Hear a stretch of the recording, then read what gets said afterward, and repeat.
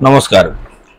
आज के আমরা আলোচনা করব আচার্য জগদীশচন্দ্র বসুর জন্মছক, কেন তিনি বিজ্ঞানী হয়েছিলেন, পদার্থবিজ্ঞানে কেন তিনি সাফল্য লাভ করেছিলেন, কেন জীববিদ্যায় সাফল্য লাভ করেছিলেন, সেটাই আমাদের আজকে আলোচনার বিষয়।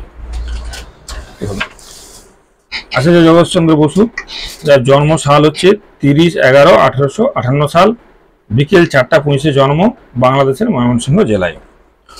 এই জন্ম তারিখ সময় অনুযায়ী লগ্ন বৃষ, রাশি কন্যা, নক্ষত্র হস্তা, গণ হচ্ছে দেবগণ।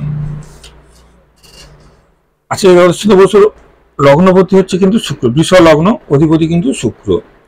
এই শুক্র বক্রী অবস্থায় অষ্টমে আছে, কিন্তু শুক্র থাকায়, লগ্নপতি শুক্র হওয়ায় যথেষ্ট তিনি সুন্দর চেহারার অধিকারী ছিলেন। এছাড়া লগ্নে অবস্থান করছে বৃহস্পতি, লগ্নে বৃহস্পতি থাকায়, বৃহস্পতি হচ্ছে জ্ঞানের কারক গ্রহ, সৎ মত, এই জন্য উনি যথেষ্ট সৎ, ধার্মিক এবং যথেষ্ট জ্ঞানীও ছিলেন। এবং দেবগুরু বৃহস্পতি এবং দৈত্যগুরু শুক্রের মধ্যে স্থান বিনিময় হয়েছে, কারণ বৃষ রাশিতে গেছে বৃহস্পতি আর ধনু রাশিতে এসছে শুক্র, তাহলে বৃহস্পতি শুক্রের স্থান বিনিময় হয়েছে। এই স্থান বিনিময় সম্পর্ক সবসময় খুব ভালো, এই দুটো গ্রহকে কিন্তু পাওয়ারফুল করে বা দুটো ভাবকেই পাওয়ারফুল করে। এরপর দেখবো আমরা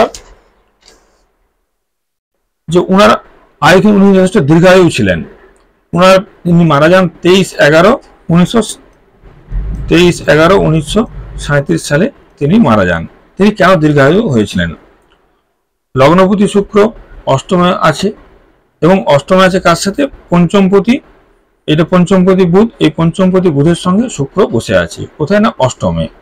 আবার শনি আছে বুধের নক্ষত্রে, শনি আছে অশ্লেষা নক্ষত্রে, যা হচ্ছে বুধের নক্ষত্র। তাহলে এখানে আমরা কি পেলাম? পঞ্চমপতি আছে অষ্টমে, লগ্নপতির সঙ্গে আছে, এবং শনি আছে বুধের নক্ষত্রে। তাহলে শনির কানেকশন কিন্তু আমরা অষ্টম ভাবের সাথে পেলাম। তাহলে কি হলো? লগ্ন তৃতীয় অষ্টমের কানেকশন হলো, লগ্ন তৃতীয় এবং অষ্টমের কানেকশন হলো। এই কানেকশন থাকায় তাকে দীর্ঘায়ু প্রদান করেছে। এই জন্য তার আয়ু ছিল 23/11/1937 সালে তিনি মারা যান। এবার ওনার শিক্ষা নিয়ে আলোচনা করব। এখানে শিক্ষা বিচার করি আমরা 4, 5, 9, 11 এই চারটা ভাব নিয়ে আলোচনা করি। চতুর্থ ভাব, পঞ্চম ভাব, নবম ভাব, একাদশ ভাব, এইগুলো হচ্ছে আমাদের শিক্ষা ভাবে, শিক্ষার জন্য আলোচনা করি। তাহলে এখানে চতুর্থপতি রবিকে দৃষ্টি দিচ্ছে বৃহস্পতি। চতুর্থপতি এই ঘরের মালিক রবি, সিংহ রাশির মালিক রবি চতুর্থপতি, সে আছে সপ্তমে, তাকে দৃষ্টি দিচ্ছে বৃহস্পতি। তাহলে আমরা এখানে চতুর্থ একাদশের কানেকশন পেলাম। আবার দেখুন, বৃহস্পতি শুক্র স্থান বিনিময় করেছে, আর শুক্র হচ্ছে অষ্টম ভাবে আছে। আমরা অষ্টম থেকে বিচার করি কিন্তু যে কোনো গবেষণা বা ইনস্টিটিউট কোথায় পড়াশোনা করবে, কোন ইনস্টিটিউটে পড়াশোনা করবে, এবং গবেষণা, এই দুটোই কিন্তু বিচার হয় কিন্তু অষ্টম ভাব থেকে। এখানে নবম ভাবের কারক গ্রহ হচ্ছে, নবম ভাব হচ্ছে এটা, এর অধিপতি হচ্ছে কিনা শনি, মকর রাশি, অধিপতি শনি, সে শনি আছে বুধের নক্ষত্রে। তাহলে কি হলো? আমরা এখানে কি কানেকশন পেলাম? একাদশপতি বৃহস্পতি রবিকে দৃষ্টি দিচ্ছে, যা চতুর্থপতি। এবার শনি আছে বুধের নক্ষত্রে, তাহলে নবমের সঙ্গে পঞ্চমের কানেকশন পেলাম, পঞ্চমপতি বুধ, পঞ্চমের কানেকশন পেলাম, চতুর্থ ভাবের কানেকশন পেলাম, এবং একাদশ ভাবের কানেকশন পেলাম। তাহলে এই 4, 5, 9, 11 কানেকশন থাকায় উনি যে উচ্চ শিক্ষায় শিক্ষিত হবেন বা গবেষণা করবেন সেটা কিন্তু বোঝাই যায়। বা এটাও বলা যায় যে যেহেতু অষ্টম ভাবে শুক্র অবস্থিত এবং বুধ অবস্থিত এবং শুক্র বৃহস্পতি স্থান বিনিময় সম্পর্ক, তাহলে উনি যে ভালো ইনস্টিটিউটে পড়াশোনা করবেন বা গবেষণা করবেন সেটা কিন্তু বোঝাই যায়। আবার যেহেতু উনি যেহেতু বৃহস্পতি একাদশপতি বৃহস্পতি পঞ্চম স্থানে অবস্থিত চন্দ্রকে দৃষ্টি দিচ্ছে, পঞ্চম দৃষ্টি দিয়ে বৃহস্পতি পঞ্চম দৃষ্টি চন্দ্রের উপরে আছে। তাহলে কি হচ্ছে? উনি যে জ্ঞানের সঙ্গে বা উনি যে শিক্ষার সঙ্গে যুক্ত থাকবেন বা সেটা কিন্তু বোঝা যায়। কর্মক্ষেত্রেও কিন্তু উনি যে শিক্ষার সঙ্গে যুক্ত থাকবেন সেটা কিন্তু বোঝা যায়, কারণ বৃহস্পতি হচ্ছে জ্ঞানের কারক গ্রহ। সেই বৃহস্পতি চন্দ্রকে দৃষ্টি দিচ্ছে পঞ্চম দৃষ্টি দিয়ে। এই জন্য উনি যেসব জায়গায় পড়াশোনা করেছিলেন, উনি 1869 সালে পড়েছেন কলকাতার হেয়ার স্কুলে। উনি ভালো ভালো ইনস্টিটিউটে পড়াশোনা, সেন্ট জেভিয়ার স্কুলে পড়াশোনা করেছেন, আবার কলকাতা বিশ্ববিদ্যালয়ে পড়াশোনা করেছেন, কেমব্রিজ বিশ্ববিদ্যালয়ে পড়াশোনা করেছেন। ওনারা যতগুলো ইনস্টিটিউটে পড়াশোনা করেছেন সবগুলোই কিন্তু ভালো ভালো ইনস্টিটিউট। বা কেমব্রিজ বিশ্ববিদ্যালয়ে পড়ার সময় ওনার প্রফুল্লচন্দ্র রায়ের সঙ্গে যোগাযোগ হয়েছিল, সেখান থেকে ওনাদের বন্ধুত্ব হয়। এই যে ভালো ভালো ইনস্টিটিউটে পড়াশোনা করছেন সেটা কিন্তু এই অষ্টম ভাবের সঙ্গে বৃহস্পতি শুক্রের স্থান বিনিময় এবং এই শুক্রের অবস্থানের জন্য, এবং ঘরটা হচ্ছে বৃহস্পতির ঘর, এই জন্য উনি ভালো ভালো দামি ইনস্টিটিউটে সব বড় বড় ইনস্টিটিউটে পড়াশোনা করেছেন। আচ্ছা, এরপর কর্মজীবন। আমরা কর্ম বিচার করি 2, 6, 10, 11 এই 4টা করে কানেকশন হলে আমরা কর্ম বিচার করি। এখানে দ্বিতীয় পতি হচ্ছে বুধ, ষষ্ঠ পতি হচ্ছে শুক্র, দশম পতি হচ্ছে শনি, একাদশ পতি হচ্ছে বৃহস্পতি। দেখুন এখানে বুধ শুক্র তো একসাথে বসেই আছে সবসময়, আবার শনি আছে বুধের নক্ষত্রে, তাহলে এই কানেকশনটা পেলাম। আবার বৃহস্পতি শুক্রের স্থান বিনিময়, তাহলে এখানে শুক্র বৃহস্পতি স্থান বিনিময়। 2, 6, 10, 11 যখন কানেকশন হয় তখন কিন্তু সরকারি চাকরি অবশ্যই হয়। সুতরাং এখানে উনি যে ওনার কর্মজীবন যথেষ্ট ভালো, উনি যে সরকারি চাকরি করবেন বা কোনো প্রতিষ্ঠানের সঙ্গে যুক্ত থাকবেন সেটা বোঝা যায়। এবং সরকারি চাকরির জন্য আরো কোন ভাবটা বিশেষ গুরুত্বপূর্ণ, এখানে বৃহস্পতি একাদশপতি বৃহস্পতি রবিকে দৃষ্টি দিচ্ছে। রবি যখনই যুক্ত হয় সেটা হয় সরকারি কোনো প্রতিষ্ঠান, সরকারি প্রতিষ্ঠানের সঙ্গে যুক্ত হতে পেরেছিলেন বৃহস্পতি রবির সঙ্গে কানেকশন থাকায়। আচ্ছা, প্রথমে চাকরি করেন প্রেসিডেন্সি কলেজে কর্মরত ছিলেন, কিন্তু এখানে একটা শনি মঙ্গল দৃষ্টি বিনিময় আছে। এই দৃষ্টি বিনিময়টা কিছুটা হলেও ডিস্টার্ব করেছে ওনার কর্মজীবনে, শনি মঙ্গল দৃষ্টি বিনিময় এবং শনি ভক্তি থাকার কারণে উনি প্রথমে যখন প্রেসিডেন্সি কলেজে চাকরি পান তখন ওনার বেতন ছিল 100 টাকা, অথচ সেই সময় ইউরোপিয়ান যারা টিচার ছিল তাদের বেতন ছিল 300 টাকা। এই জন্য তিনি একটানা 3 বছর বেতন নেননি এবং তিনি আত্মমর্যাদার সঙ্গে দেশভক্তির কারণে তিনি তার প্রতিবাদও জানিয়েছিলেন। শেষ পর্যন্ত তার বেতন হয়েছিল 300 টাকা এবং তাকে সরকার দিতে বাধ্য হয়েছিল। সুতরাং চাকরি জীবন যে বড়টাই সুন্দর ছিল তা কিন্তু নয়, এখানে শনি মঙ্গলের একটা যোগ কিন্তু আছেই, এই জন্যই। আচ্ছা, বিবাহ। আমরা বিবাহ বিচার করি 2, 7, 11 দ্বিতীয়, সপ্তম, একাদশ এদেরকে আমরা বিবাহ বিচার করি। তাহলে দ্বিতীয় পতি এখানে বুধ, সপ্তম পতি মঙ্গল আর একাদশ হচ্ছে বৃহস্পতি। এখানে দেখুন বৃহস্পতি সপ্তম ভাব, এটা সপ্তম ভাব বিবাহ স্থানকে দৃষ্টি দিচ্ছে, তাহলে বৃহস্পতির সঙ্গে সপ্তম ভাবের কানেকশন আছে। আবার এই বৃহস্পতির দৃষ্টি আছে কিন্তু মঙ্গলের উপরেও, দেখুন নবম দৃষ্টি আছে মঙ্গলের উপরে, তাহলে এখানে সপ্তমের কানেকশন পেলাম। বৃহস্পতি লগ্নে বসে লগ্নের কানেকশন পেলাম, বৃহস্পতি একাদশ পতি লগ্ন, সপ্তম একাদশের কানেকশন পায়, আমরা বুঝলাম যে ওনার বিবাহিত জীবন যথেষ্ট সুন্দর ছিল।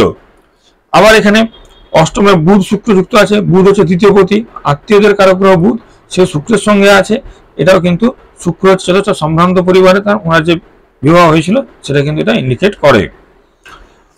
এরপর আমরা আলোচনা করবো সামাজিক স্বীকৃতি। দেখুন যখনই কোনো জন্মছকে বৃহস্পতি রবিকে দৃষ্টি দিবে তখনই জানবেন তার সামাজিক স্বীকৃতি বা সরকারি স্বীকৃতি সে অবশ্যই পাবে। ওনার জন্মছকে বৃষ লগ্নে বৃহস্পতি, বৃশ্চিকে রবি, তাহলে বৃহস্পতি রবিকে দৃষ্টি রাখুন, যে সামাজিক স্বীকৃতি পাবেন সেটা কিন্তু শিওর, এবং সেটা যথেষ্ট ছকের মধ্যে সেটা কিন্তু ছিল।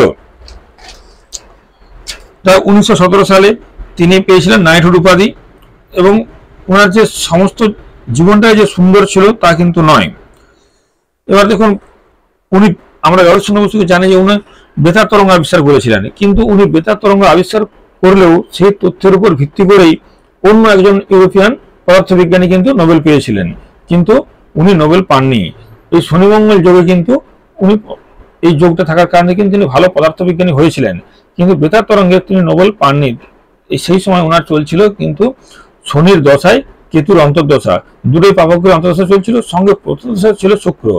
শনির দশা চলছিল, কেতুর অন্তর্দশা চলছিল, কিন্তু প্রথম দশায় ছিল শুক্র। কিন্তু এই শুক্র কোন রকম ভাবেই কিন্তু সে মর্যাদা ফিরে দিতে পারেনি, কারণ শনি কেতুর দশা অন্তর্দশা খুব ভালো সাপোর্ট দেয়নি, তাই তিনি নোবেল পুরস্কার কিন্তু পাননি।